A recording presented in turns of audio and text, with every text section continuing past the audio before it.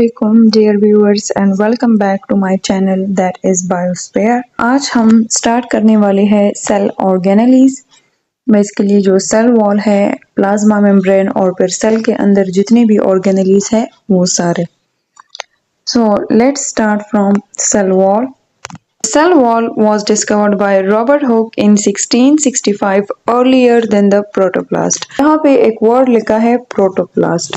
So what is protoplast? Basically the protoplast is the cytoplasm plus nucleoplasm, जो nucleus हमारे पास होता है, ठीक है, उसका जो जेली लाइक मटेरियल या ग्राउंड सब्सटेंस होता है, तो उसको हम कंबाइनली जो है प्रोटोप्लाज्म कहते हैं, ठीक है।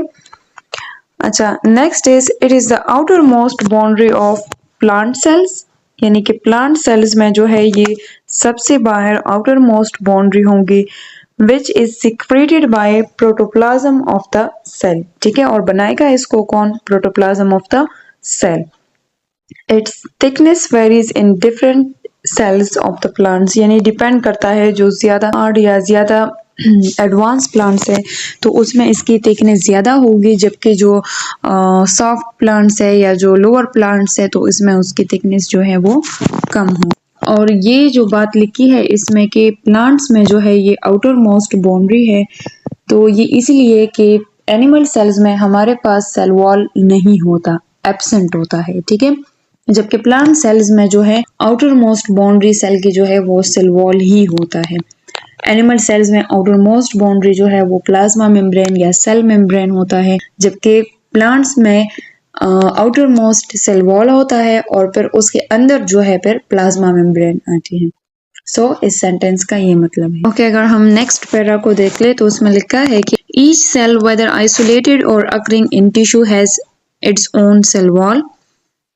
Cell walls of the neighboring cells are held together by an intracellular substance called the middle lamella, ठीक है। अच्छा, अब इसमें लिखा है कि जितने भी हमारे पास सेल्स है, चाहे वो क्लस्टर में हो, ग्रुप में हो या किसी एक टिश्यू में हो, तो सबका जो है अपना अपना सेपरेट सेल वॉल होगा। और फिर जो टू नेबरिंग सेल्स होती है, यानी कि जो इस तरह अगर एक सेल है और इसके साथ दूसरा सेल पड़ा हुआ है, फिर तीसरा, इस तरह फोर्थ, फिफ्थ एंड सिक्स, तो ये जो एक सेल है और ये जो दूसरा सेल है, तो इन दोनों सेल्स के जो सेल वॉल्स है वो एक इंटरसेलुलर सब्सटेंस के जरिए से जो है बाइंड होंगे, जिसको हम कहते